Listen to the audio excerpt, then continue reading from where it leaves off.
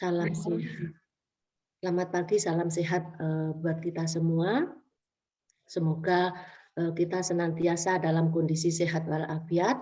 Puji syukur kita pada Sang Maha Kuasa karena pagi ini kita bisa berkumpul pada pertemuan pada acara Kapita Selecta, di mana acara Kapita Selecta pertama ini akan disampaikan oleh pakar yang sudah mempunyai pengalaman melintang ke sana sini, di mana dimulai dari yang saya katakan mulai merintis sampai sukses hari ini.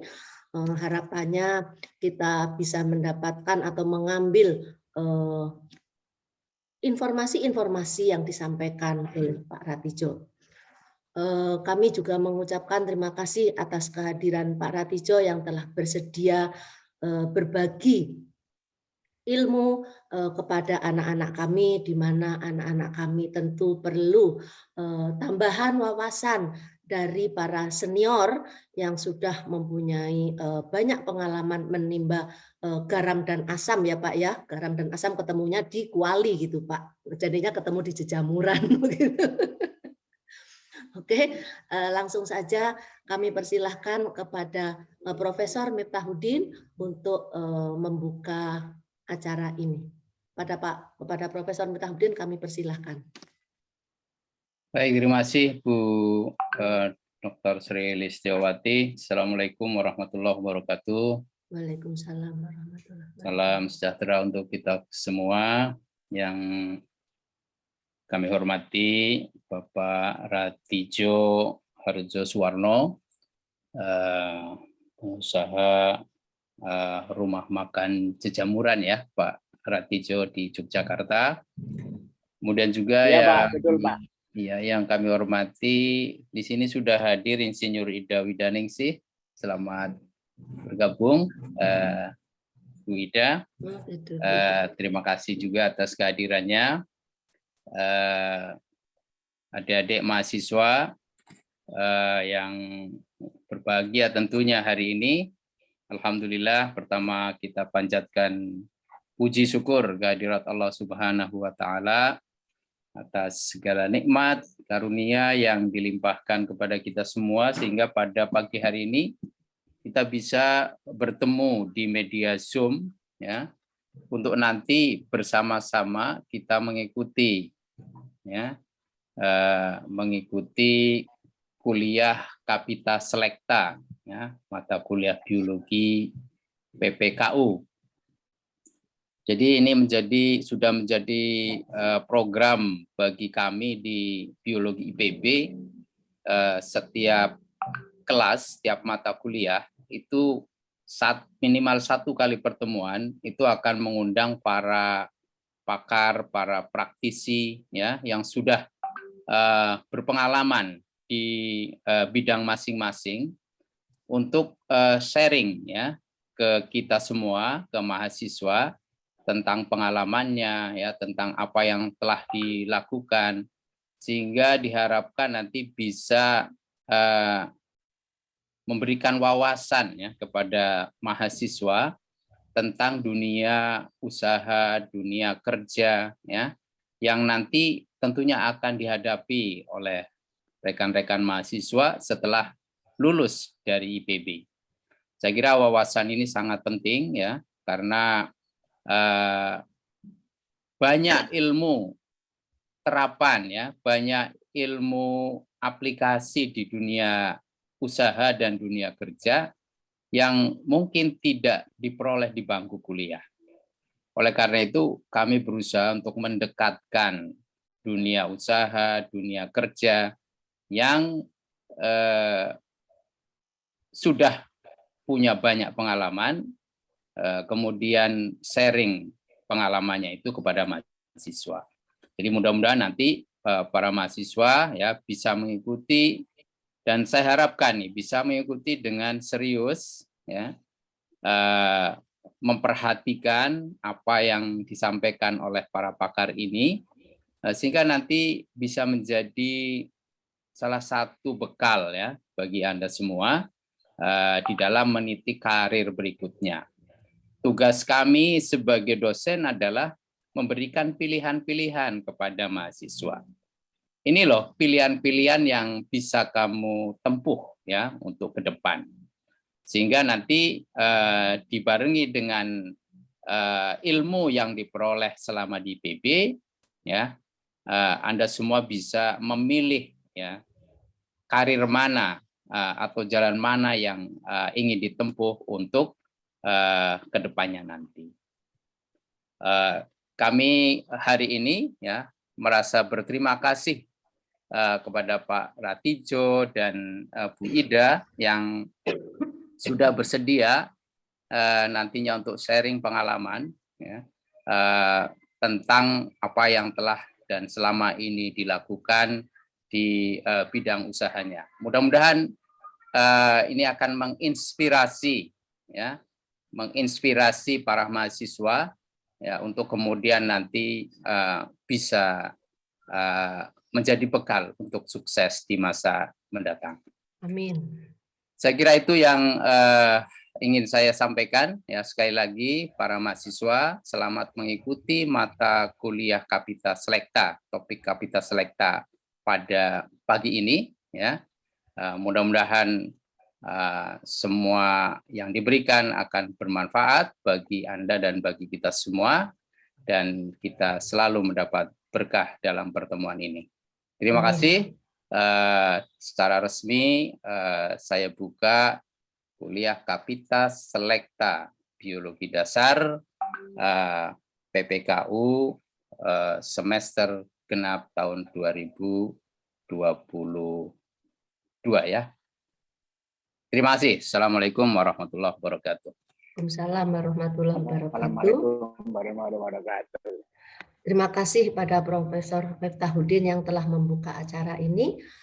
Selamat pagi, Assalamualaikum pada Bu Ida Widaningsih yang telah hadir. Mohon maaf kami tadi tidak menyapa di awal karena kami tidak melihat. Terima kasih atas kehadirannya. Oke, teman-teman semua, semoga apa yang disampaikan oleh Profesor Miftahudin dalam pembukaan tadi, yaitu kita bisa mengambil manfaat dari apa yang disampaikan oleh narasumber pada sesi pagi ini. Oke, kami persilahkan langsung saja kepada narasumber pertama, yaitu Bapak Ratijo. Sebelum Pak Ratijo memulai, kami akan menyampaikan tentang riwayat atau CV singkat beliau. Jadi beliau ini sebagai pakar dalam bidang jejamuran, lahir di Yogyakarta, jadi Tulen Jawa. Ya. Terus beliau itu mempunyai kepakaran di bidang dunia usaha karena sejak tahun 65 beliau sudah bekerja di bidang perusahaan, mulai dari perusahaan batik, kemudian di situ riwayatnya beliau kemudian sebagai kepala produksi pada PT Margorejo, PT Dieng Jaya. Nah, dua PT ini kalau saya lihat bergerak dalam bidang pengalengan jamur, artinya di situ selain budidaya, maka produknya yaitu dikalengkan.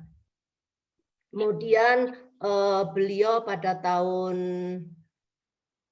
80 sampai 85 sebagai kepala produksi di PT Kebun Parompong. Kebun Parompong ini kalau tidak salah di situ dalam usaha teh. Nah, kemudian beliau memimpin perusahaan PT Tuwuh Agung, mendirikan CV Volva Indonesia. Nah, kedua ini juga masih bidang perjamuran yang beliau tekuni dalam memimpin perusahaan itu, dan akhirnya mulai tahun 2006 beliau mendirikan rumah makan jejamuran. Beliau bernama lengkap Ratijo Harjo Suwarno. Begitulah riwayat singkat beliau dalam meniti karir dalam bisnis ini. Oke, terima kasih Pak Ratijo. Monggo kami persilahkan. Terima kasih Ibu. Assalamualaikum warahmatullahi wabarakatuh. Ya, Waalaikumsalam. jadi kalau tadi kita jelaskan bahwa saya lahir tahun 16 April 1944. Tapi kalau aslinya itu saya lahir 1943. Jadi usia saya sekarang adalah 79 tahun lebih 2 bulan. Alhamdulillah, umur panjang, Ya, semoga barokah. ya. Dan sekarang ini saya masih belajar seperti mahasiswa, tapi hanya beda di fakultasnya, Bu. Kalau saya sekarang itu masih belajar dan masih kuliah di Fakultas Kehidupan. Nah, dosen-dosen pengajar saya adalah juga anak saya, anak mantu saya, kemudian tetangga saya, ya termasuk ibu bapak menjadi dosen-dosen pengajar saya untuk bisa menambah ilmu bagi saya. Terima kasih Bapak Ibu yang terhormat. Nah, kemudian saya akan cerita. Jadi pengalaman saya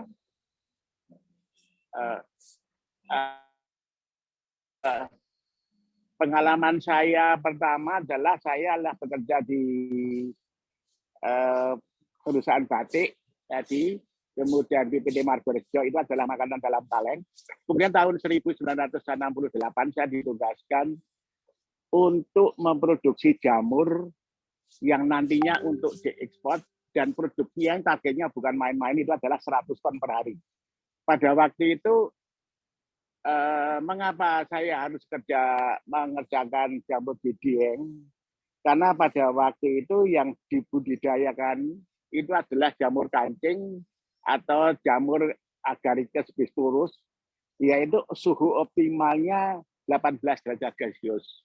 Satu-satunya daerah yang bisa memenuhi kebutuhan klimatnya itu adalah antara Bromo dan Dieng. Karena Dieng itu punya ketinggian 2000 meter dari permukaan laut. Itu cocok untuk budidaya jamur kancing atau portabilo atau Agaricus bisturus. Disitulah saya pertama belajar mengenai jamur. Dan disitulah pada waktu itu, karena saya sendiri juga belum punya pengalaman, belum paham mengenai jamur, akhirnya perusahaan mendatangkan ahli-ahli jamur dari Taiwan. Tapi ini bukan lulusan dari akademi, tapi ini adalah petani-petani jamur yang punya pengalaman puluhan tahun menjadi petani jamur. Nah, itu yang kita datangkan di Dieng. Pada waktu itu, karena saya mungkin pendidikannya yang paling rendah, kemudian juga mungkin saya dianggap yang rajin, yang sergap, akhirnya saya yang diminta untuk mendampingi. Akhirnya di situ saya bisa belajar bagaimana menanam jamur merang, kemudian bagaimana bibit-bibit jamur kancing, bagaimana cara budidaya jamur kancing, dan seterusnya. Dan ilmu-ilmu yang bisa dapatkan tidak ada teorinya. Hanya saya minta supaya mengikuti saja. Jadi pada waktu itu saya bikin kompos jamur kancing, misalkan yang penting jerami ditambah katul, ditambah urea, ditambah DSP dan sebagainya setiap hari, tiap 40 jam dibalik, ya. Kemudian umur komposnya itu ditentukan 10 hari. Nah, itulah yang saya banyak pengalaman di situ. Tapi yang luar biasa, di situ saya banyak pelajaran yang luar biasa. Ini orang-orang Taiwan ini, karena dia sudah jam terbangnya sudah hampir puluhan tahun dia menjadi petani, dia tahu untuk melihat kelembapannya cukup dan tidak perlu pakai hygrometer. Dia cukup melihat dindingnya basah, lantainya basah.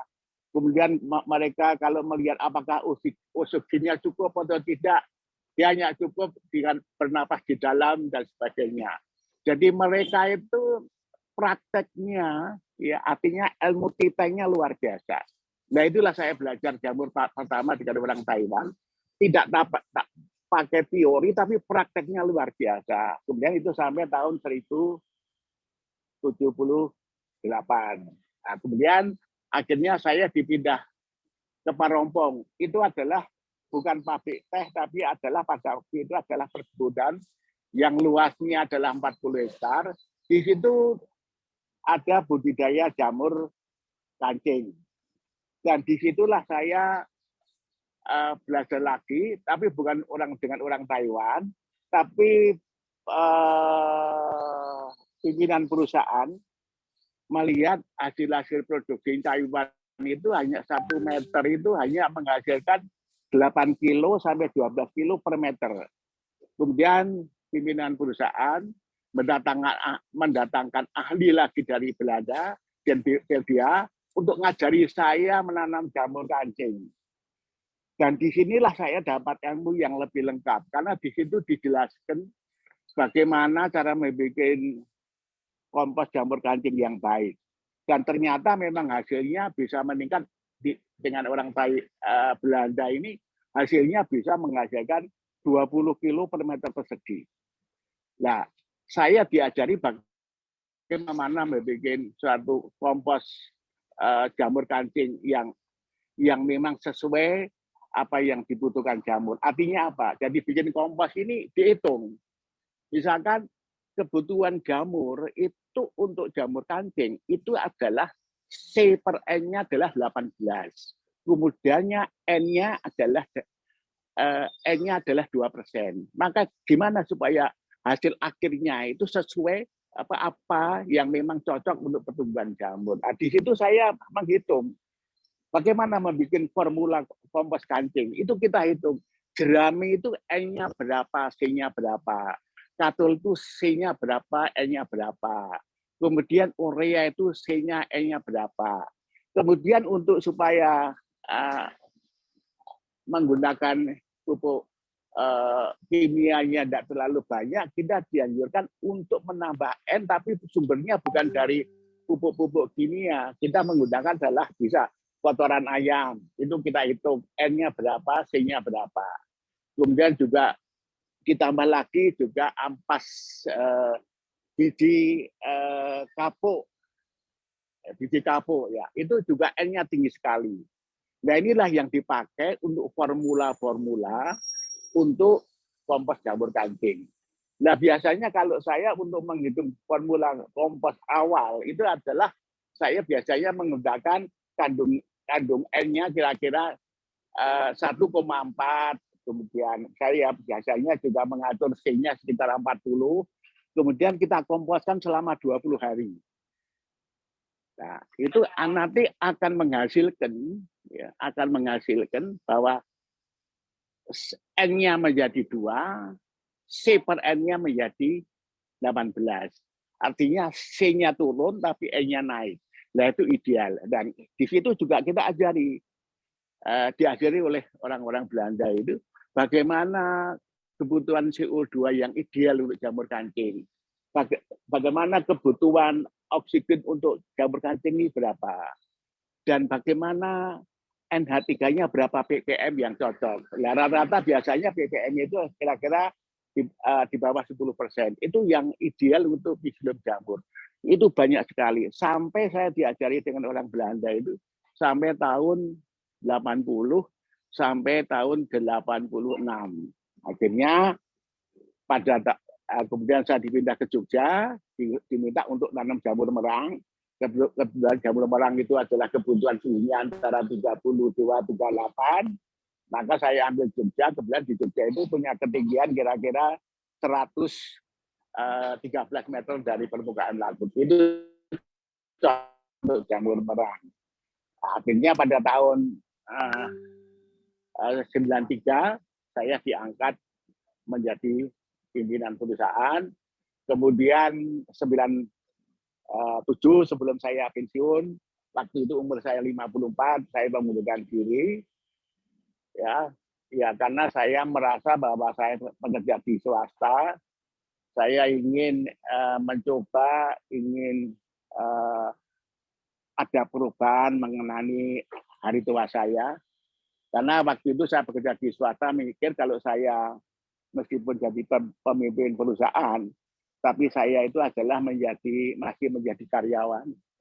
Jadi saya pikir kalau saya terlalu lama jadi karyawan, mungkin juga saya takut hari depan saya tidak ada jaminan.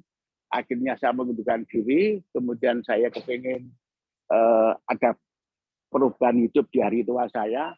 Akhirnya 97 saya mengundurkan diri, kemudian saya mulai usaha sendiri. Nah, seperti apa saya mulai usaha? Next, ya. Next, Bu, ya. Nah, ini ceritanya begini. Jadi pertama saya menanam jamur, ya, karena saya merasa sudah, menurut saya sudah cukup dengan pengalaman di jamur selama 30 tahun. Kemudian saya keluar, kemudian saya mencoba bisnis jamur. Dengan cara apa?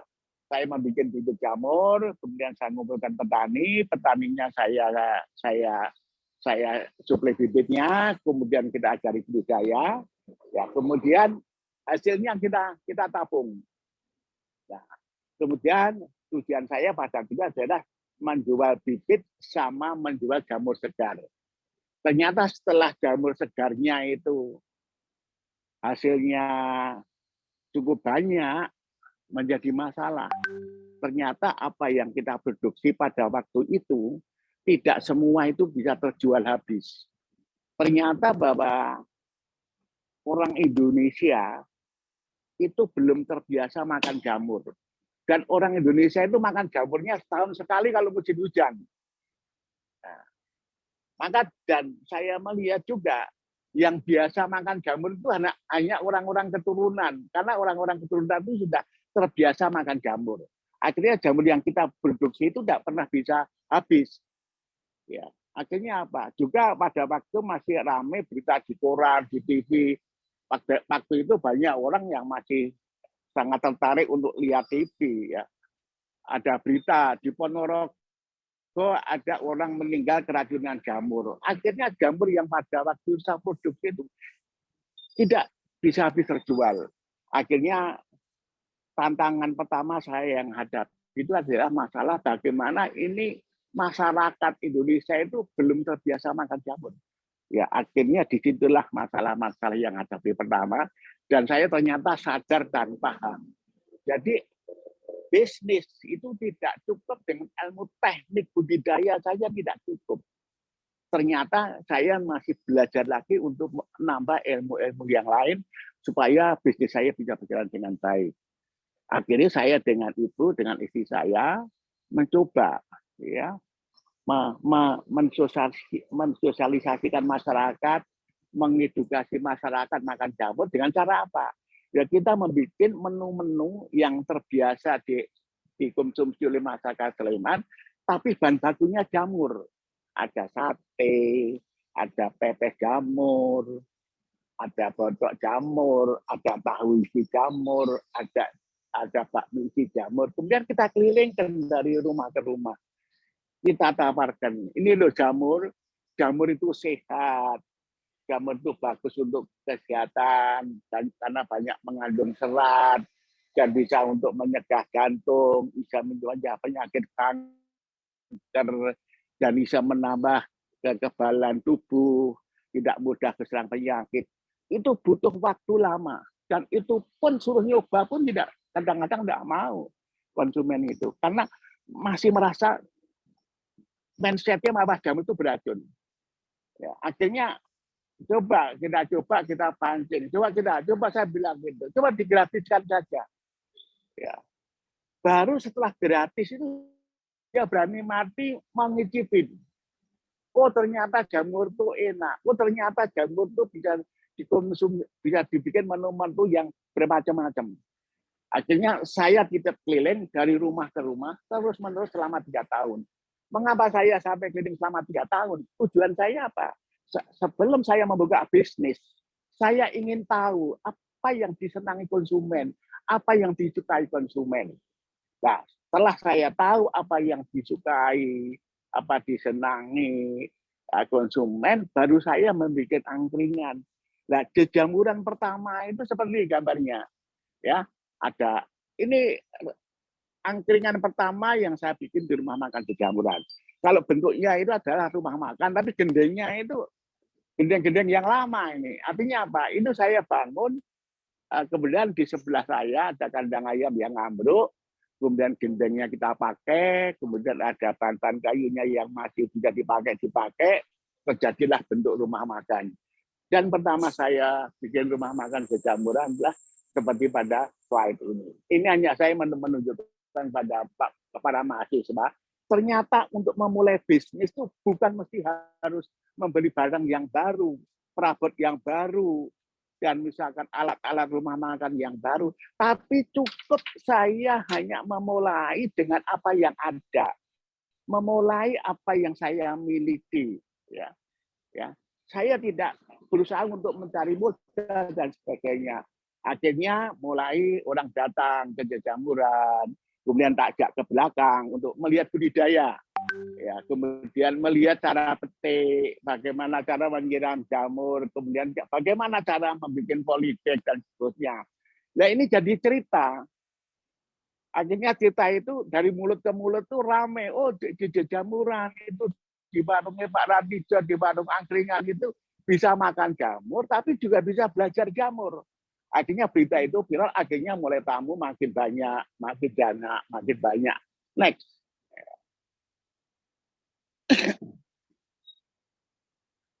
Next, Bu. Nah, akhirnya tamunya makin banyak, makin jamak. Saya masih ada masalah, ya, yang sebelumnya itu ada yang ada kursinya dan gitu, Bu. Jadi ini kalau sudah makan saya ajak ke belakang, ya. Akhirnya jadi tadi ada viral. Kemudian tamunya makin banyak, main banyak, saya tidak punya istilahnya menyiapkan kursi yang bagus dan sebagainya, dan saya memang belum persiapan. Akhirnya kalau tadi kelihatan kursinya dan mejanya itu untuk mencukupi tempat duduk untuk konsumen, saya tidak beli yang baru karena waktu itu uang saya terbatas. Saya pergi ke pasar Loa, saya dapat meja kursi, ya 2 setel, kemudian punya uang lagi, beli kursi lagi, barang bekas lagi 2 setel.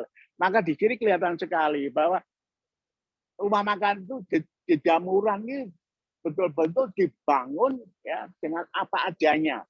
Dan dibangun dengan uang yang terbatas sehingga peralatan meja kursi pun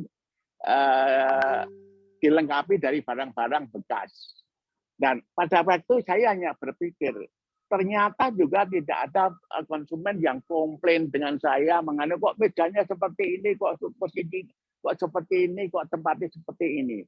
Tapi pada waktu itu saya hanya berpikir bagaimana supaya kualitas makan saya itu menjadi memuaskan para konsumen. Maka yang saya jaga itu, saya selalu mengerjakan yang terbaik hari ini apa. Ya sudah, yang penting kualitas makannya. Yang penting konsumennya tidak komplain mengenai rasa, ya, dan kualitasnya tidak komplain. Yang penting itu. Dan saya juga pada waktu tidak pernah berpikir omset, tidak berpikir hasilnya berapa, tapi bagaimana supaya hari ini saya bekerja lebih baik lagi. Itu yang saya lakukan. Akhirnya mulai tamunya mulai datang dan datang dan datang. Next.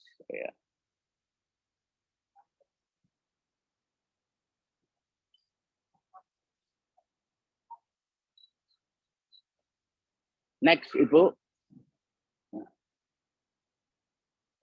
Nah, ini setelah mulai besar, baru saya bangun rumah makan jejamuran. Dan pada waktu itu, saya pun tidak punya akses ke bank. Karena waktu itu orang bank itu juga tidak percaya kepada saya. Pertama, bahwa umur bisnis saya belum layak lah dikasih pinjaman. Kemudian juga karena catatan-catatan saya mengenai catatan administrasi keuangan dan sebagainya pun juga belum lengkap. Akhirnya saya tidak punya uang, tapi saya punya sertifikat. Kemudian saya bicara sama teman-teman DPR, bisa enggak saya dengan ini dipinjami uang. Akhirnya saya dipinjami uang waktu itu kira-kira 20 jutaan. Ya, kemudian saya bangunlah rumah makan. Akhirnya setelah rumah makan, akhirnya tamunya mulai datang lagi. Ya, next, ya. Akhirnya rumah makan itu, nah ini ada Pak Bupatinya, next Bu, ya. Jadi mulai tamunya makin banyak. Next. Nah ini, tapi tamunya makin banyak, tapi saya juga belum siap. Akhirnya di situ ada kursi-kursi biru ini apa? Akhirnya saya minta bantuan kampung itu pinjam kursi RW, saya pasang di situ. Jadi di sini hanya saya menunjukkan pada Bapak adik-adik mahasiswa, ternyata tidak perlu harus kita siapkan semua, tapi sambil berjalan kita lengkapi aja. Tidak perlu harus baru. Karena yang penting kita harus menjaga bagaimana kualitas pelayanannya, kecepatannya, kebersihannya kita jaga. Akhirnya tamunya makin banyak. Luar biasa, ya. Next.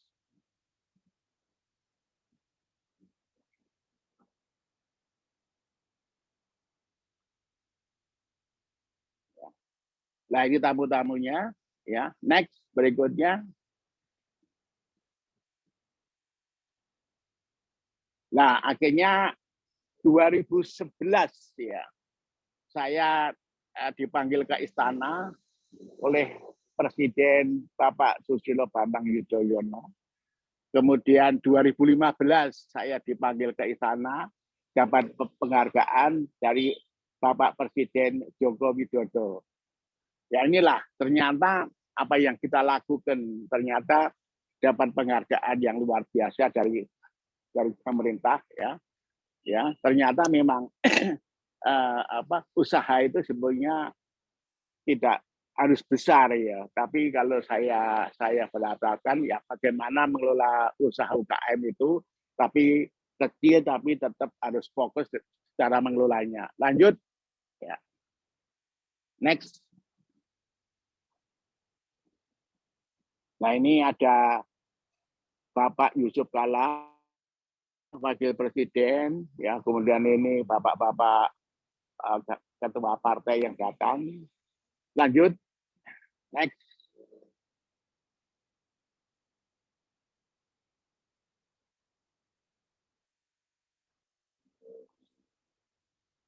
Nah ini ternyata kejamuran menjadi perhatian pemerintah, ya.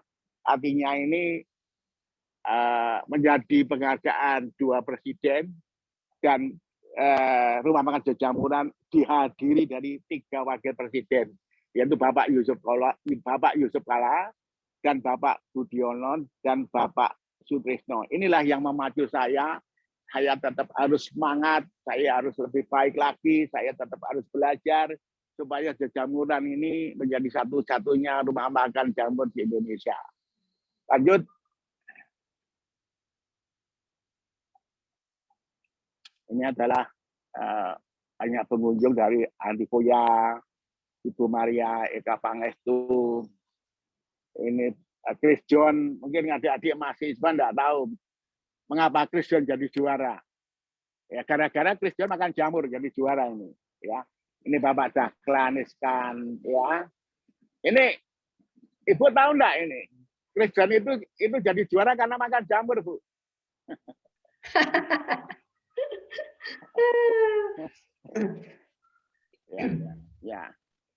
Ya lanjut terus Bu.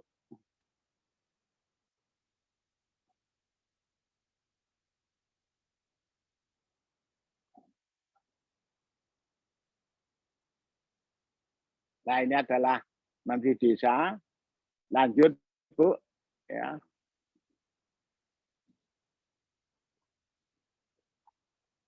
Ini adalah juga ini Menteri Agraria Tata Ruang Republik Indonesia. Lanjut.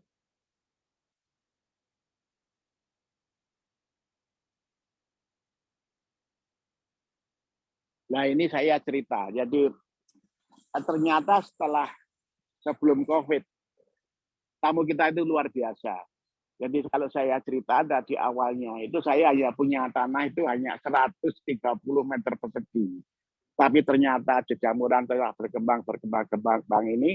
Saya punya parkiran itu ada 2 tempat. Yang depan yang sekarang ada di rumah makan itu saya punya tanah luasnya 6.000 meter persegi. Kemudian saya punya parkiran pertama itu luasnya 0,5 hektar. Kemudian parkiran kedua itu 0,5 hektar. Kemudian kalau tamu itu datang mau ke parkiran kedua, ya setelah masuk lobi kita antar pakai odong-odong. Ini supaya karena kalau kita pada waktu hari-hari liburan panjang ini parkiran kita tidak cukup untuk memarkir dengan parkiran 1 tempat, harus parkiran 2. Karena hampir kalau hari rame itu hampir ribuan yang datang, sekitar 3.000 sampai 3.500 per harinya. Maka ini adalah sudah kita siapkan fasilitas. Jadi ini mungkin adik-adik Mas Eva juga belajar. Jadi sebenarnya bisnis ini memang seperti saya kalau lihat ini, apakah saya itu sengaja bisnis atau tidak. Tapi ternyata waktu saya setelah berkembang itu saya beli tanah, membebaskan di sekitar rumah makan 6.000 meter, kemudian parkiran, ya 2 tempat itu hampir 1 hektar, kemudian juga tempat budidaya 1,5 hektar ya. Dan itu pada waktu itu saya beli harganya sekitar 2.500 sampai 4.000 per meter. Tapi dengan perkembangan sekarang ini tanah-tanah di sini itu nilainya sudah luar biasa. Sekarang hampir tanah-tanah yang ada di Jejamuran ini rata-rata sudah 3 juta per meter. Inilah yang membuat aset Jejamuran mempunyai kekuatan, ya asetnya menjadi besar. Ya, nah ini menggambarkan kalau Jejamuran pada musim-musim liburan. Next.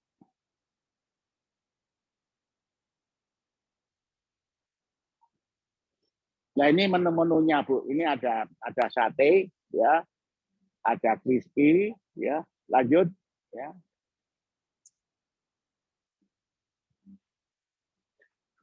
Ini ada king oyster lada hitam, ya. Ada summer base itu, tapi summer base itu ada jamur enokinya. Ini semur edan jamur. Itu sekarang semur edan jamur itu dari baby portabello. Nah kemudian ada es jamuran. Ini cendolnya itu dari jamur kuping. Nah, jamur kuping itu sebenarnya bagus sekali untuk kesehatan karena jamur kuping itu bisa ngencerkan darah. Ya, ini cocok kalau misalkan bapak-bapak dosen yang sepuh itu kalau jejamuran minumnya itu adalah dawet karena dawetnya itu bisa menurunkan tensi ini. Nah, yang tengah itu tongseng jamur. Kemudian yang sebelahnya itu adalah minuman jejamuran itu dari jamur lingsi. Ya. Next. Ya.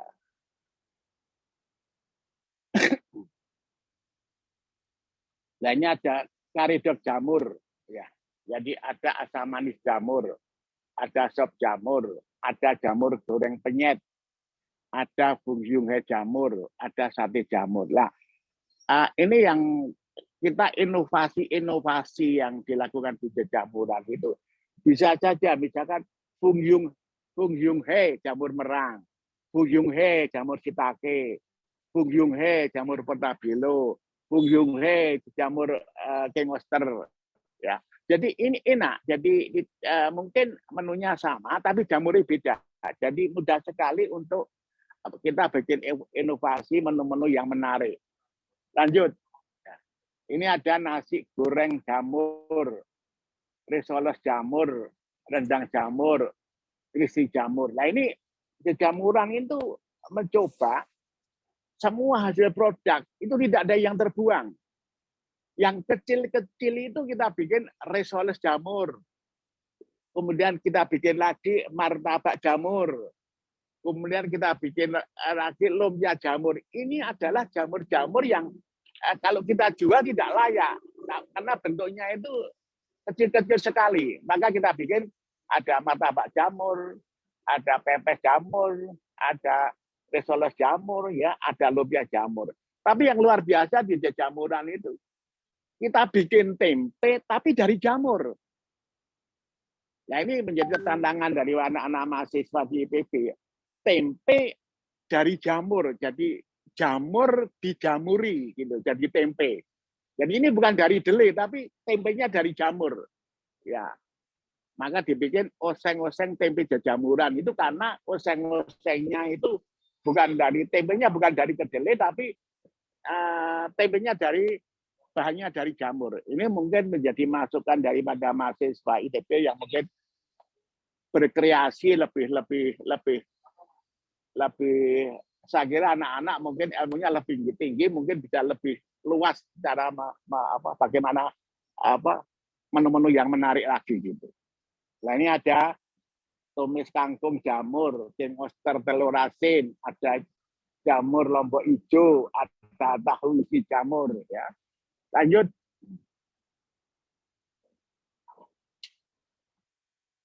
Nah, ini kita membuat pabrik pengalengan. Jamuran sebenarnya bukan untuk fokus di pengalengannya, tapi bagi saya pabrik ini adalah sebagai pengaman supaya kalau jamur tidak habis dijual di rumah makan itu bisa dikalengkan.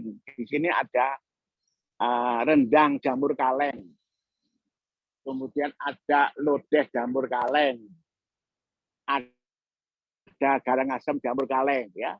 Jadi macam-macam, ada rendang, ada brongkos, ada lodeh, ada gulai, ada gudeg jamur, ya. Jadi inilah dan ini produk ini tidak jual di luar, tapi dijual hanya di minimarket di jamuran. Karena kita coba kemarin kerjasama dengan dijual di luar, ya, kerjasama dengan distributor, ternyata dia kepengen memasarkan dijual di luar, nggak laku Bu. Karena apa? Karena kalau di supermarket di tempat lain itu lihat jamur tuh nggak tahu itu jamur apa gitu. Jadi hanya mungkin dilihat juga tanda tanya. Tapi ini kalau dijual di minimarket, rumah makan jamuran, ini banyak yang beli. Karena setelah dia makan jamur, kemudian bawa oleh-oleh, untuk yang di rumah dibawakan rendang jamur, dibawakan lodeh jamur dan sebagainya. Inilah. Jadi rumah pabriknya itu tidak besar, ya, tapi ini sebagai pengaman supaya jamur itu tidak sampai tidak laku. Yang kecil bisa dijual dengan macam-macam makanan, tapi yang sisa yang besar bisa diproduk kalengan seperti ini. Inilah cara salah satu bagaimana jamuran tetap bisa bertahan, ya, karena inovasi produknya ada pengamannya gitu. Lanjut.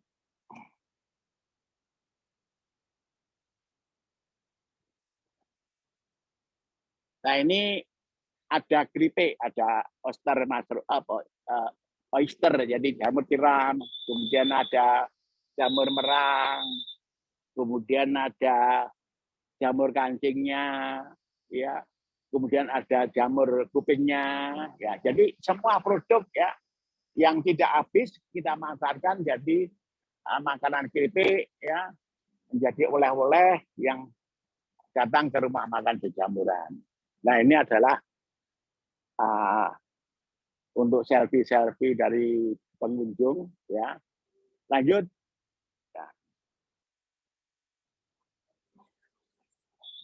Nah, ini adalah kita sudah mulai masuk ke farmnya jamuran, ya. Kita juga mulai mendidik anak-anak itu, mulai kita diedukasikan mengenal jamur, diedukasikan makan jamur, mengolah jamur. Tujuannya apa? Supaya generasi-generasi berikutnya itu juga menyukai jamur. Karena jamur itu sehat, jamur itu bisa dibikin menu apa saja, supaya anak-anak itu mengenal. Dan supaya juga ini menjadi, nantinya itu adalah menjadi marketnya, ya, istilahnya itu yang generasi-generasi yang akan datang itu tetap ada yang ingin menikmati daripada menu-menu jejamuran. Jangan sampai anak mudanya ini terputus. Sekarang anak muda kan banyak kan ayam. Nah, ini kita arahkan bagaimana supaya anak-anak itu tetap tertarik kepada jamur. Ini adalah budidaya jamur kita yang ada di Kaliurang. Kita punya tanah di sana di 1,5 hektar karena ketinggiannya 900 meter dari permukaan laut. Ya kita dipakai untuk nanam shiitake, cocok ya. Nah ini ada yang ini tidak pakai AC ya, tapi cukup dengan klimatnya yang di sana itu cukup untuk menumbuhkan jamur shiitake. Lanjut.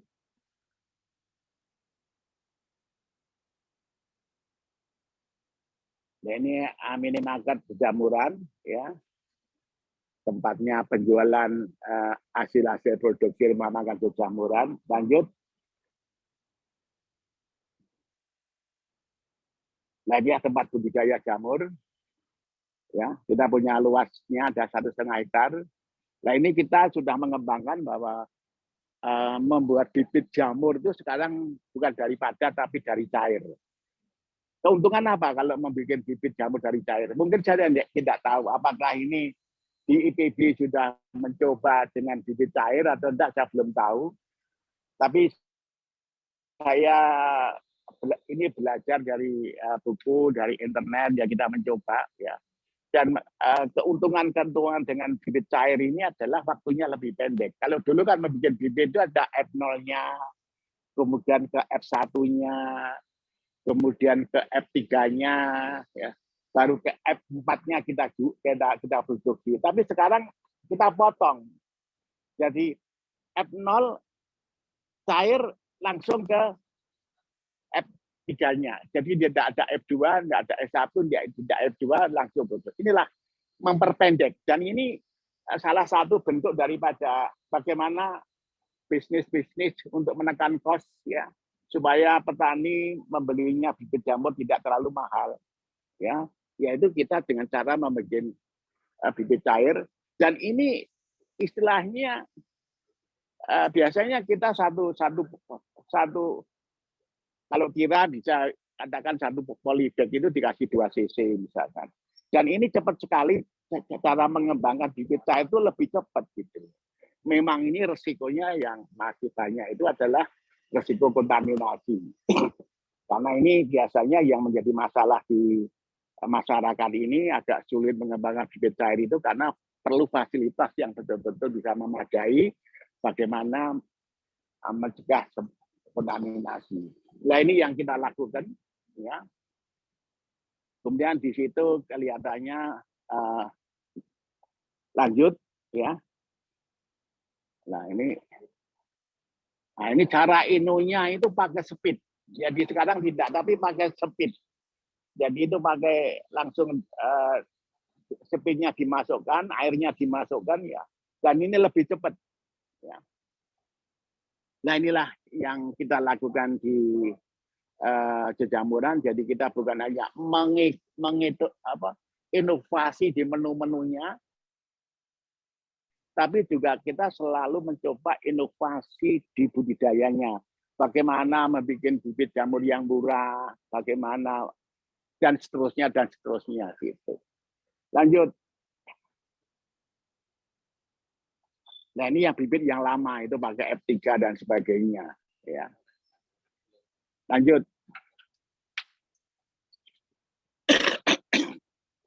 Nah ini adalah ruang kompos. Ya. Memang ruang kompos kita sekarang tidak pakai bunker, tidak perlu dibalik. Ya.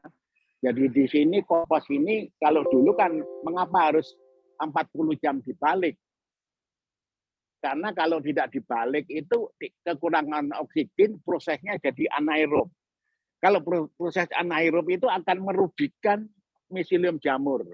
Maka jangan sampai proses kompos itu anaerob. Nah, kalau di sini pakai bunker. Jadi kompos dicampur, kemudian dimasukkan bunker, kemudian suplai oksigennya dari bawah. Ya. Nah, kalau di sini juga diikuti terus suhunya. Karena kalau proses kompos itu harus yang kita amati itu adalah suhu. Kalau suhunya itu kalau saya mengharapkan selalu suhu itu mencapai 80. Ya. Nah, ini akan terjadi warna komposnya menjadi bagus ya, mati hitam, kemudian menjadi lunak ya. Kemudian ini kompos jamur Agaricus bisporus atau jamur kancing atau portobello ini memakan waktu 20 hari. Ya. Setelah selesai proses kompos, baru dilakukan pasteurisasi selama 8 hari.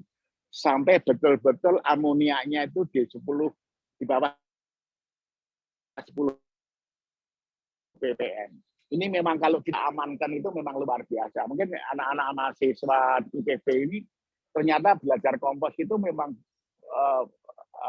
mengasihkan karena kita selalu bicara dengan bakteri.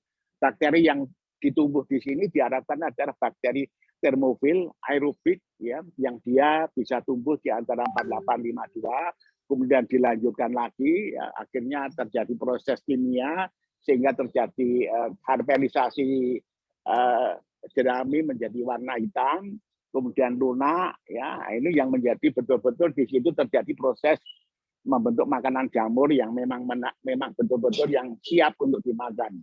Nah, ini sebenarnya prosesnya luar biasa. Ini sangat menarik untuk anak-anak mahasiswa yang ingin mempelajari sebenarnya kompos itu seperti apa prosesnya.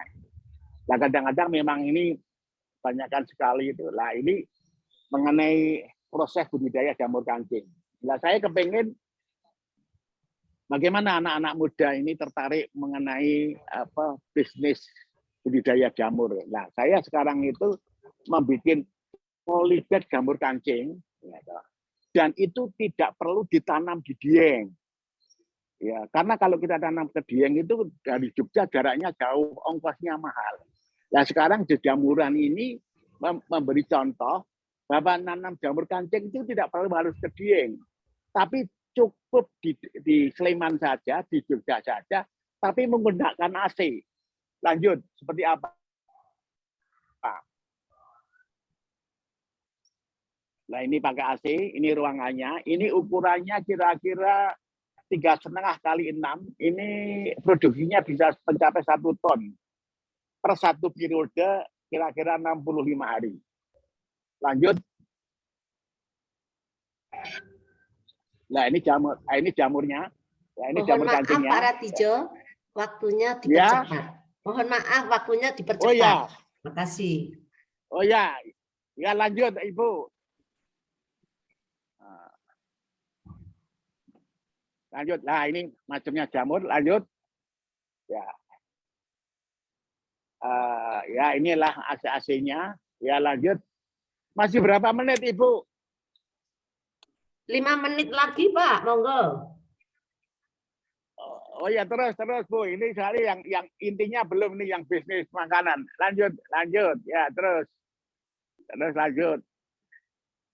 Ya, ini jamur merang. Lanjut. Nah, ini lanjut jamur merang. Lanjut, Ibu. Nah, ini macamnya jamur. Lanjut. Ya. Lanjut. Ya. Lanjut. Ya. Lanjut, Ibu. Lanjut. Sampai ke rumah makan, Ibu. Lanjut. Ya. Ini kompos bekasnya untuk sayuran. Ini rumah makan yang baru, Bulak Sinte Resto. Lanjut. Lanjut, Ibu. Lanjut. Ya.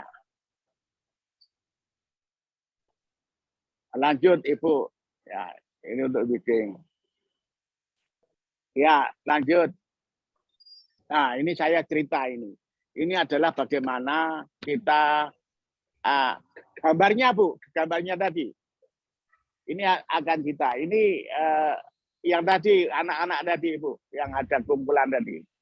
Itu saya menggambarkan bahwa setiap hari Jumat itu semua karya kita kumpulkan. Ambil lagi yang anak-anak tadi, yang anak-anak kumpul tadi. Ya, terus. Nah, ini adalah setiap hari Jumat karyawan kita kumpulkan, kita ajak komunikasi dan sebagainya. Ini sebetulnya mengelola dari rumah makan itu kuncinya itu adalah SDM-nya. terutama yang masak. Kalau kita mengambil yang masak itu anak-anak muda, ya itu biasanya tidak loyal. Dia setelah pinter pindah lagi, setelah pinter pindah lagi. Nah, maka saya bagaimana supaya jejamuran itu tetap chefnya loyal, ya ini kita memilih SDM-nya itu betul-betul orang yang memang betul-betul cocok untuk kerja di rumah makan. Nah, yang kita ambil ini ibu-ibu ini wajahnya tidak ada yang cantik karena yang saya pilih itu adalah janda-janda yang teraniaya. Makanya wajahnya tidak prospek. Maka mereka juga tidak akan lari gitu. Dan dia memang orang-orang ini yang saya pilih kebetulan janda-janda yang teraniaya, ditinggal suaminya, dia hidup sendiri untuk menghidupi anaknya, dia harus cari kerjaan. Nah, orang-orang seperti ini adalah orang yang memang betul-betul memang fokusnya mencari nafkah. Nah, di sini mereka kita bayar UMR, kemudian kita kasih bonus, kemudian dikasih jam sosial yang bayar perusahaan, kemudian BPJS yang bayar perusahaan, kemudian mereka dapat pensiun, dan tiap 10 tahun dapat gratifikasi, kemudian 15 tahun dapat, 20 tahun dapat, supaya mereka loyal. Dan orang-orang ini yang saya pilih itu juga pendidikannya rendah. Tapi mereka itu, saya senang pada orang-orang ini, nggak bisa nulis, bodoh, tapi lebih gampang diatur. Soalnya kalau anak-anak ini yang kerja di dapur ini terlalu pinter, itu biasanya dikasih tahu itu ngeyel. Kadang-kadang susah diatur gitu loh. Tapi dengan orang-orang yang patuh ini ya, dia resepnya itu tidak dirubah-rubah. Dan dia itu apa yang diperintahkan itu dijalani. Dan orang itu juga, orang-orang seperti ini hidupnya itu sederhana sekali. Dan tidak punya keinginan yang banyak. Dan dia tidak ingin pindah kemana-mana. Nah ini yang cari seperti ini. Kalau kita mencari yang muda-muda itu menyulitkan untuk bisnis kuliner karena pindah-pindah, sudah diajari masak pindah lagi, diajari masak pindah lagi. Nah inilah tipe-tipe orang yang loyal, yang bisa ajak kerjasama, ya, yang bisa kerja dengan hati. Ya.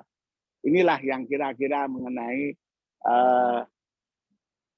tipe-tipe daripada karyawan rumah makan Jejamuran. Masih ada waktu berapa, Ibu?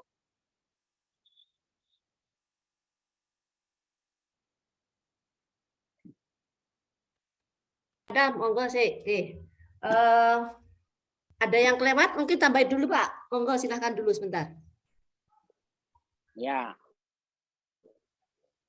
Saya minum sebentar, Bu, ya. Monggo, nggih, Pak. Aduh, kasihan.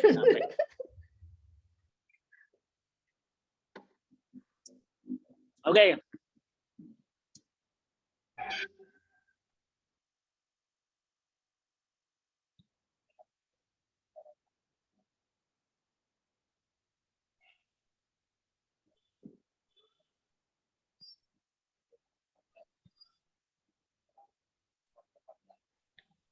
Halo, gimana Ibu?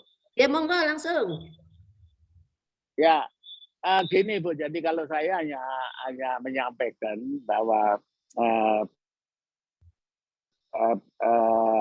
yang saya lakukan untuk bisnis rumah makan ini, saya setiap hari saya menemui konsumen, saya kepingin konsumen itu tetap datang ke rumah makan.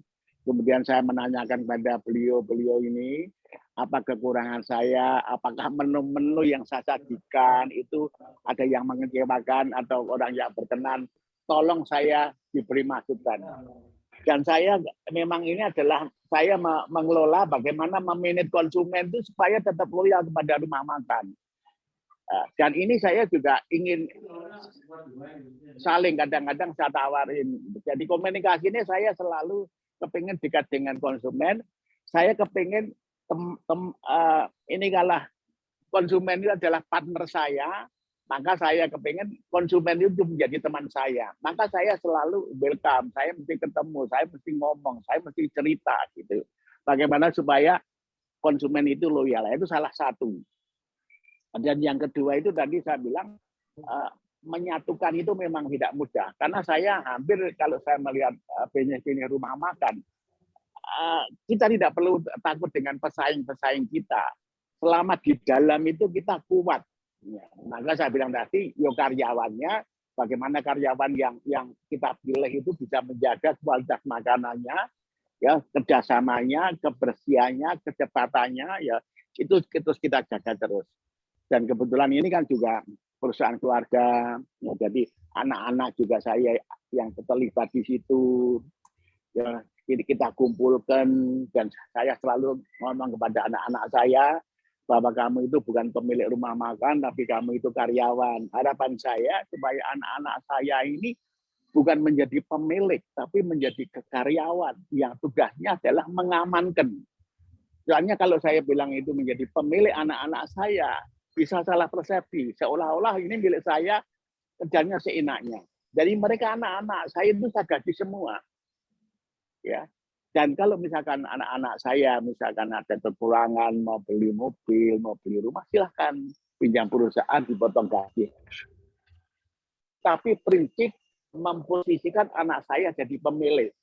Soalnya kalau saya khawatir saya kalau menjadi pemilik, mungkin persepsinya salah, bisa perusahaan itu dikelola seenaknya, akhirnya duduk-duduk kita enggak kebagian. Maka saya bilang usaha itu tidak perlu besar. Tapi bagaimana usaha itu bisa berkelanjutan. Karena saya kepengen supaya anak cucu saya itu bisa hidup dari rumah makan ini.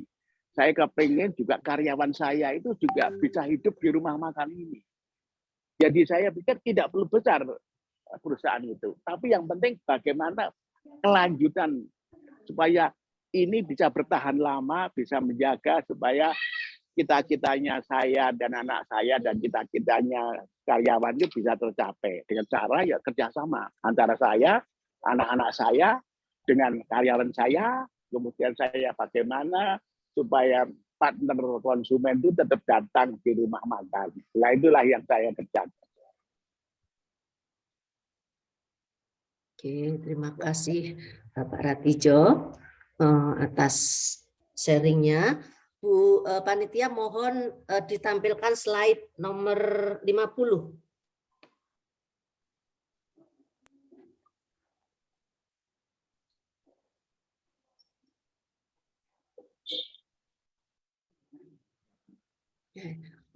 Bapak, di sini tampak jamur tiram. Tampak jamur tiram dengan berbagai warna. Di situ apakah semua, karena yang selama ini kita konsumsi yang putih, karena memang masyarakat kan inginnya apa, kalau makan itu juga tidak hanya tadi kekhawatiran yang belum disampaikan adanya racun gitu, sehingga kalau berwarna dikhawatirkan beracun. Nah di sini tampak warna-warni, semuanya diproduksi di Pak Ratijo dan semuanya dikonsumsi ya Pak ya? Ya, ini gini Bu. Jadi kita itu sebenarnya kita punya strainnya ada 35 jenis. Ada jamur tiramnya, ada yang ada putih, merah, abu-abu, kuning, ya, coklat dan banyak sekali. Tapi yang dikonsumsi oleh rumah makan jamuran itu baru yang 10 jenis saja. Seperti tiram merah, tiram kuning, tiram abu-abu seperti yang terlihat di gambar, tiram biru ini kita belum membuat menunya. Tapi ini sebetulnya jamur ini kan tidak beracun. Ya, warnanya apa ini kan memang jenisnya tidak beracun. Dan saya itu ini karena apa taste-nya dan rasanya itu agak kuat di kayunya. Kalau orang Jawa itu langunya itu dominan gitu loh Bu. Maka saya bilang yang merah, yang biru, yang kuning itu belum kita bikin menu. Saya masih mencari komposisi seperti apa supaya jamur ini bisa enak dan langunya itu bisa hilang gitu loh. Jadi ini hanya kita kepengen kalau di dalam display memang kita hanya menunjuk kepada masyarakat ini kita tanam, tapi hanya di displaynya saja, hanya kita menyatakan inilah macamnya jamur gitu loh, supaya saya juga bisa mengedukasi konsumen bisa datang, oh ini jamur oster ya, tapi yang warna merah, ini yang kuning, ini yang biru gitu. Jadi ini belum kita bikin menu. Jadi tapi yang sudah itu hanya 10 itu ya, antaranya misalkan ada jamur tiram coklat, dalam dewan putih, kemudian shiitake, kemudian merang hitam, merang putih, kemudian ada king oyster, ya, ada jamur kancing, portabilo, kuping, ya, dan seterusnya. Itu yang kita bikin menu-menu gitu. Yang ini kita belum menemukan enaknya menu apa. Nah, tapi kita sekarang sudah ada menu lagi. Nah ini juga masih kita produksi, hanya sekedar jamur komatus ini kan memang kita produksi, tapi ini hanya untuk display karena biasanya kalau lunak sekali, teksturnya lunak sekali ini. Ya. Ini jamur merki juga kita produksi, tapi untuk display ya. Jamur shiitake juga kita produksi, tapi untuk display aja. Tapi bukan dibikin untuk menu dulu, karena kita masih mencari menu-menu apa dengan bumbu apa yang kira-kira itu cocok dengan lidah orang Indonesia.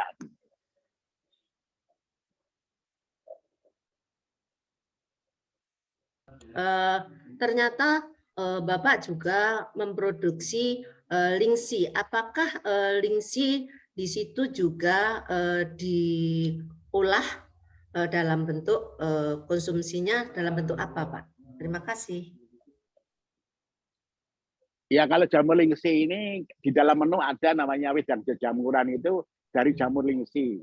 Jadi jamur lingsi itu nanti ditambah jahe, ditambah kapulaga, ditambah ada menjadi minuman, ya, ditambah serai, ya, menjadi minuman-minuman yang ingin minuman yang sehat. Ya, ini yang jamur lingsi. Dan kita juga menjual, dibikin teh, ya, kita kerjasama dengan petani-petani. Ya saya juga nanam sendiri, tapi saya petani-petani jamur yang memproduksi lingsi, dikirim ke jamuran, ya, kemudian kita bikin teh, kemudian dipotong-potong, dijual ini. Ini juga menjadi perhatian para konsumen ini. Gitu. Baik, nah, ini, terima kasih. Ya.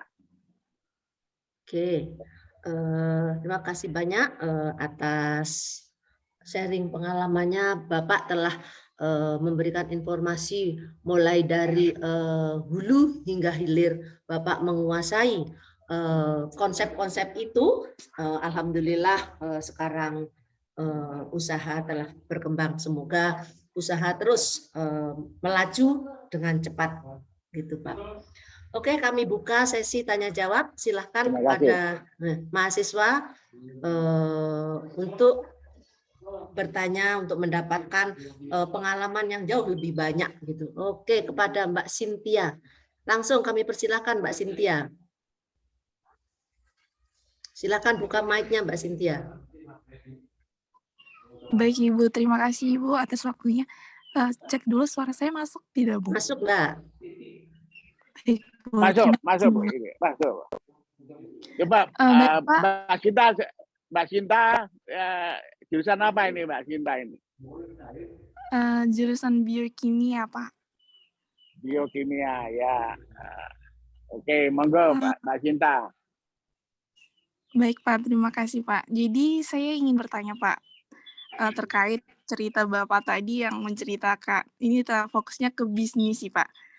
Tadi Bapak pernah cerita tentang masalah Bapak yang terkait konsumen belum suka dengan jamur yang masih beranggapan bahwa jamur itu beracun.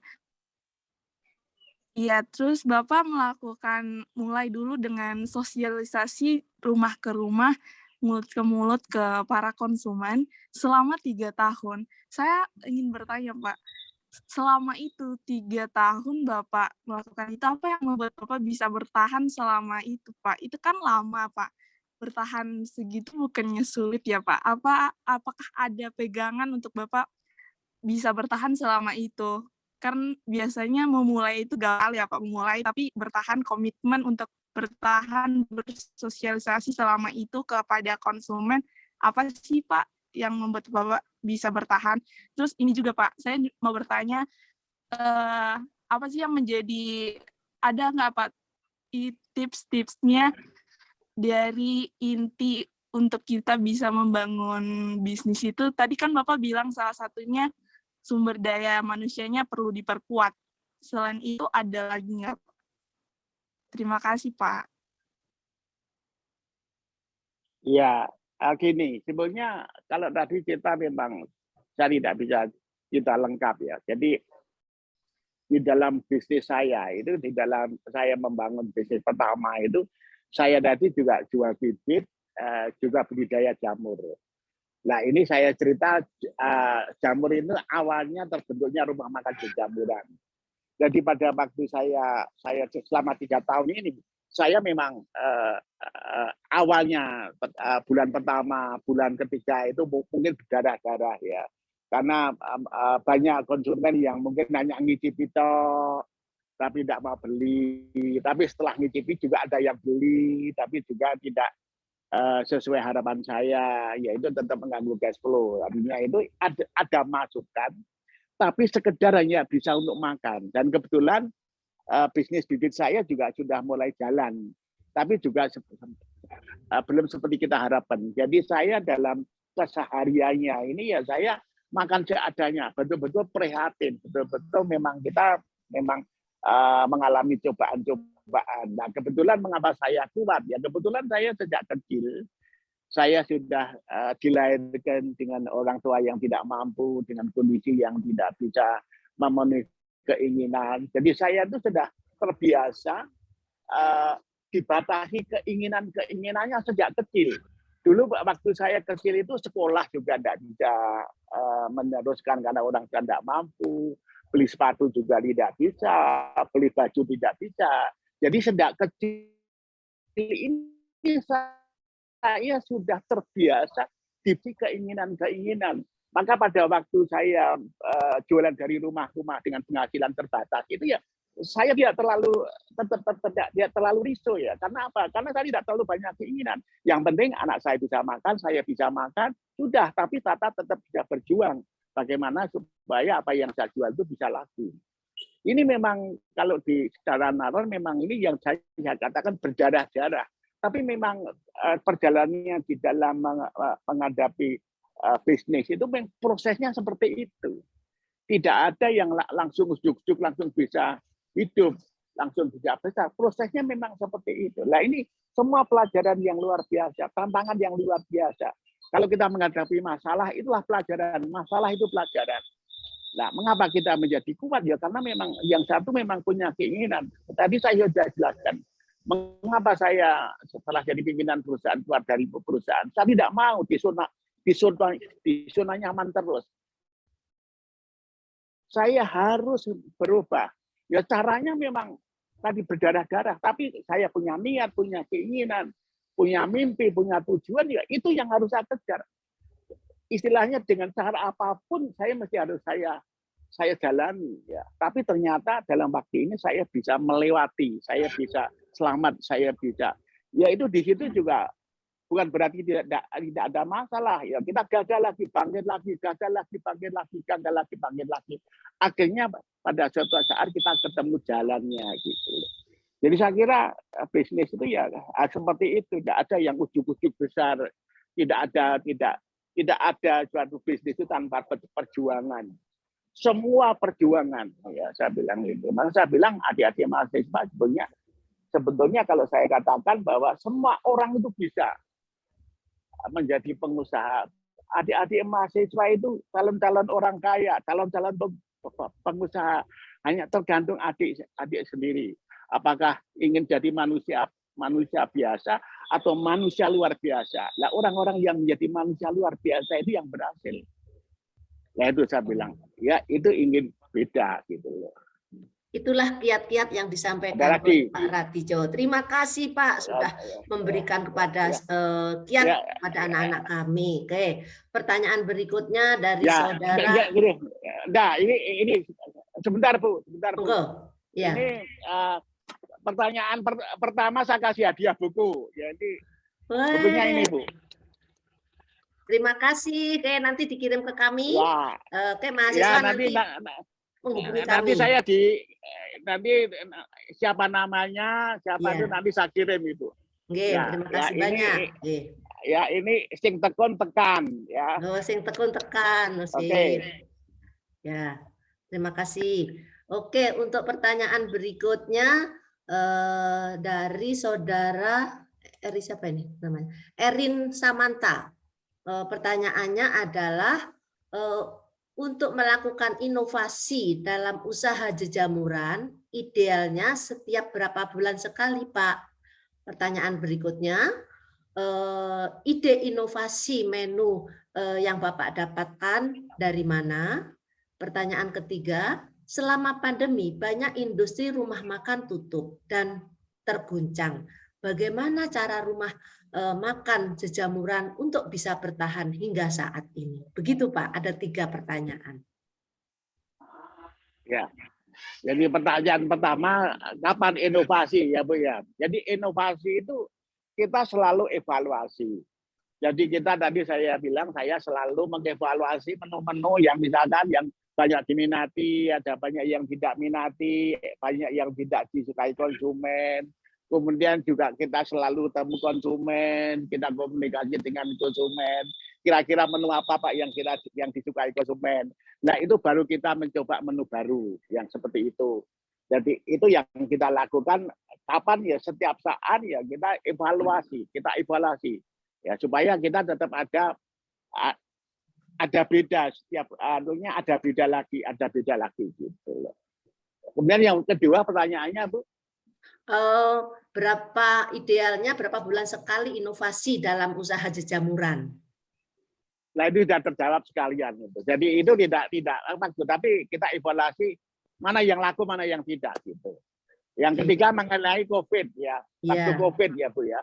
Jadi sebetulnya tadi sudah saya tanyakan bahwa bisnis kita itu ada 2, adalah farm, Pulpa Indonesia itu memproduksi jamur, juga memproduksi bibit, kemudian rumah makan itu yang menerima hasil produksi daripada farmnya. Jadi kalau di farmnya itu misalkan berkurang, lah ini supaya kita tetap hidup ya, farm ini ya jamur yang kita hasilkan itu adalah kita jual segar, kemudian kita kaleng, kemudian kita keripik, kemudian kita jual online. Nah, tapi kita juga dapat penghasilan daripada penjualan bibit jamur. Karena bibit jamur itu kita jejamuran itu juga menjual bibit itu dari Maroke sampai ke Aceh. Nah, kemudian yang di Lampung itu kita ajari. Kalau menanam jamur ya gunakanlah media emas kelapa sawit. Ya, di Aceh juga gitu. Daerah-daerah yang punya ampas kelapa sawit yang melimpah, kita ajari nanam jamur tiram, kita ajari nanam jamur merang. Ya. Nah, sekarang bibit kita itu laku di Lampung. Jadi waktu kita ada COVID, bibit kita yang bantu cash flow kita. Dan penjualan online yang membantu kita. Dan kita juga supaya orang yang tidak mau datang itu kita juga jual online mengenai dus-dusan. Ya, nasi dus dan sebagainya itu kita kirim ke rumahnya. Ya kita belajar lagi. Yang penting bagaimana dalam kondisi COVID itu kita tetap bisa hidup gitu loh. Ya, itu yang mungkin. Nah, pertanyaan kedua itu masih dapat buku Ibu. Terima kasih. Oke, terima kasih. Ya. Nah, kepada ya hanya pertanyaan ke-1 dan kedua yang dapat hadiah buku. Oke, terima kasih kepada Mas Erik. Nanti kirim nomor HP Anda ke saya. Oke. Sekarang untuk selanjutnya kami persilakan pada Mas Alfian. Mohon maaf Mas Alfian, meskipun tidak dapat hadiah buku, bukan menyurutkan untuk mendapatkan wawasan, menggali informasi-informasi dari Pak Ratijo. Silakan Mas Alfian, buka mute-nya, mic-nya. Baik, terima kasih Ibu. Selamat pagi Pak Ratijo dan juga Bu Sri. Di sini saya ingin bertanya. Jadi awal mula berdirinya rumah makan jejamuran ini kan pastinya tidak langsung sebesar sekarang kan Pak. Pasti mengalami perkembangan seiring berjalannya waktu. Nah, saya ingin bertanya mengenai harganya nih Pak. Apakah ada kenaikan harga makanan dari awal mula berdiri hingga sekarang ini? Jika ada, bagaimana strategi Bapak sehingga harga yang naik tersebut masih sesuai dengan kantong masyarakat? Mengingat bahwa tamu yang berkunjung tidak hanya dari penduduk lokal saja. ada dari mancanegara, bahkan orang-orang penting sudah berkunjung di rumah makan Jajamuran ini, Pak. Tapi yang saya percaya bahwa harga makanan akan mencerminkan kualitasnya. Seperti itu, Pak. Terima kasih. Oke, ini pertanyaan yang bagus ya. Jadi ini begini, sebetulnya untuk bisa mengembangkan usaha, untuk bisa Jajamuran berkelanjutan, ini hati-hati dalam menaikkan harga. Karena itu juga kalau misalkan sampai konsumnya kecewa, itu juga masalah untuk rumah makan. Maka saya bilang, untuk menaikkan harga, saya tidak, masih banyak pilihan, Bapak. Kalau saya, yang penting di sini, harga yang di rumah makan Jajamuran wajar-wajar dan terjangkau. Dan bagi saya, hati-hati menaikkan harga di rumah makan Jajamuran. Nah, untuk supaya Jajamuran tetap hidup, yang kita tangani adalah bagaimana yang selalu saya efisienkan itu di budidayanya. Bagaimana target produksinya harus kita capai supaya harga jamurnya itu murah. Bahan bakunya itu yang kita tekan supaya hasilnya maksimal. Dicari inovasi-inovasi, formula-formula baru, teknik-teknik baru, bagaimana menanam jamur itu yang hasilnya maksimal. Supaya apa? Supaya jangan sampai membebani harga rumah makan. Maka di sini tidak, untuk menjaga supaya cash flow saya baik itu tidak mesti harus menaikkan harga. Karena masih ada jalan lagi supaya konsumen tetap datang dengan harga yang wajar, ya.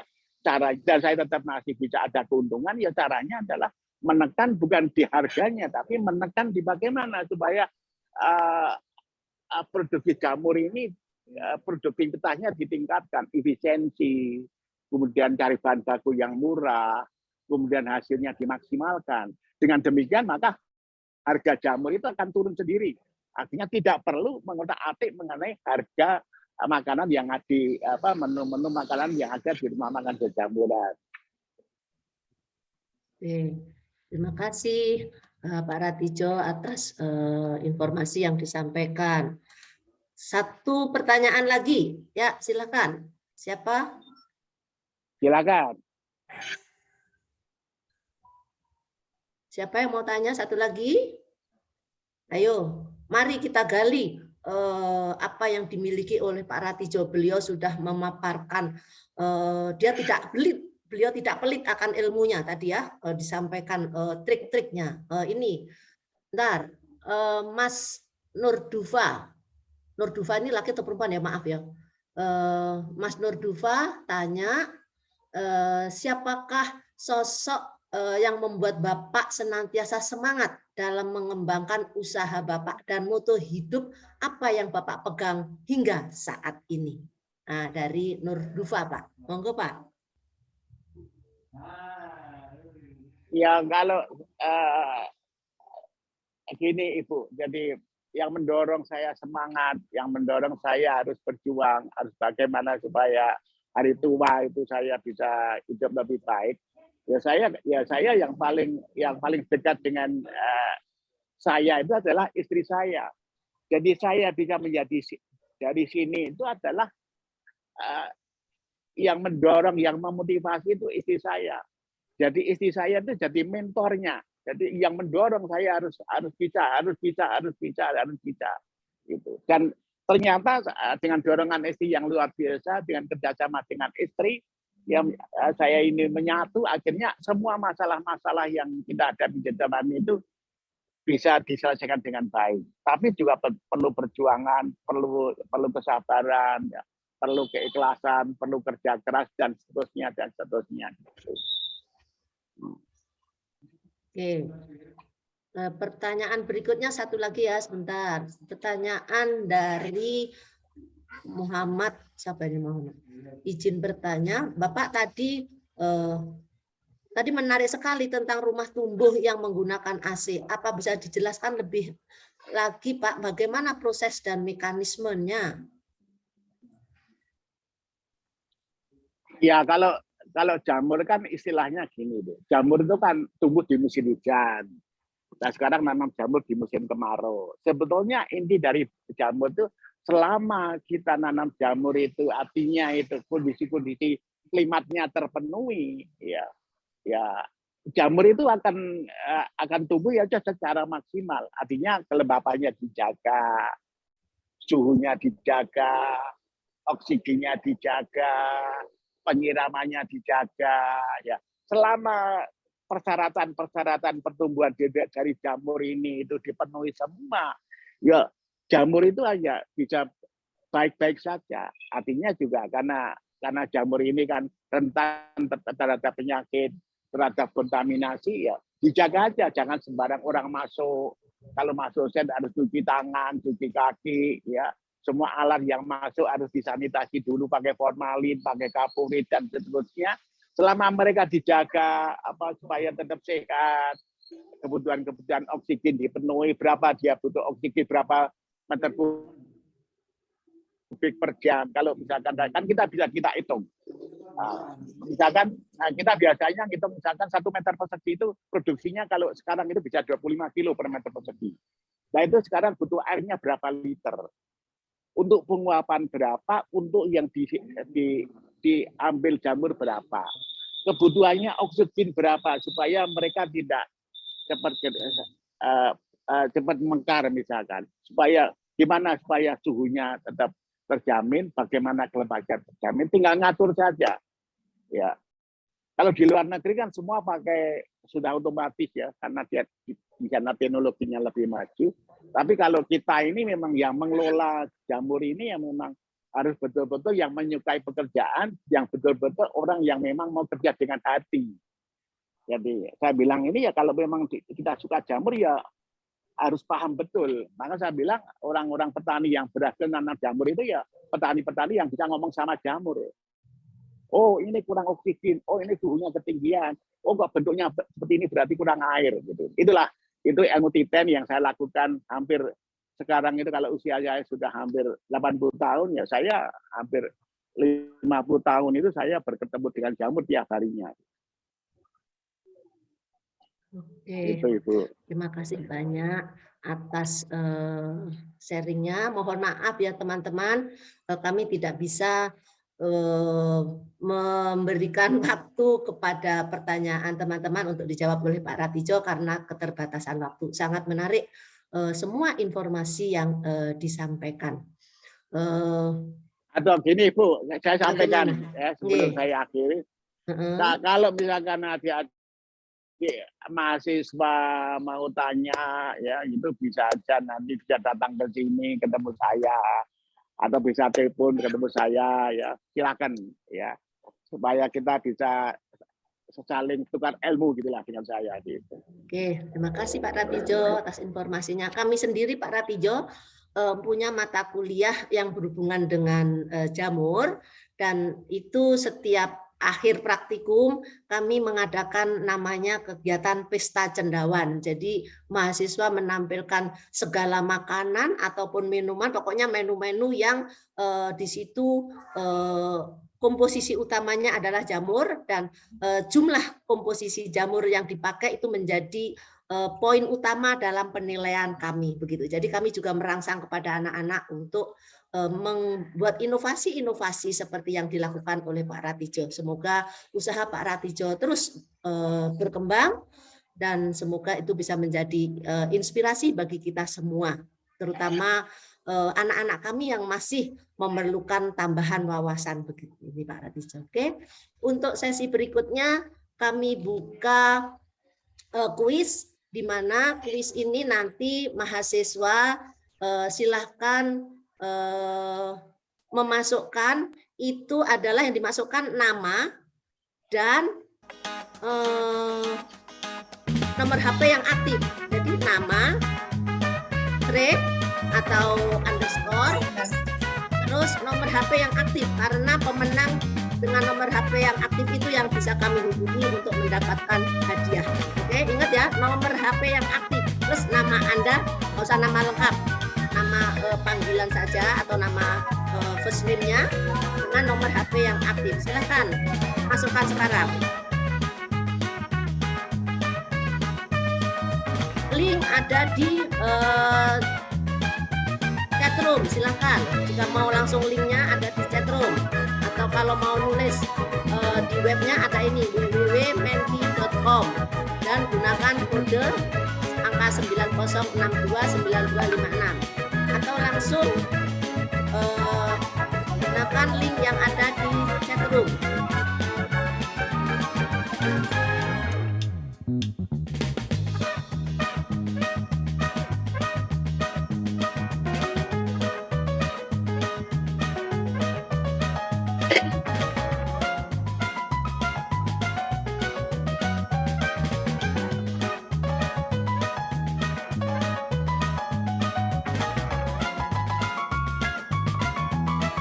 Cukup Ibu. Oke, cukup. Oke, terima kasih. Monggo, ayo silakan ya. Sudah ada berapa ini yang sudah masuk? Bagaimana panitia? Sudah dimulai? Oke, silakan mulai dijawab. Ya, silakan. Silakan mulai dijawab.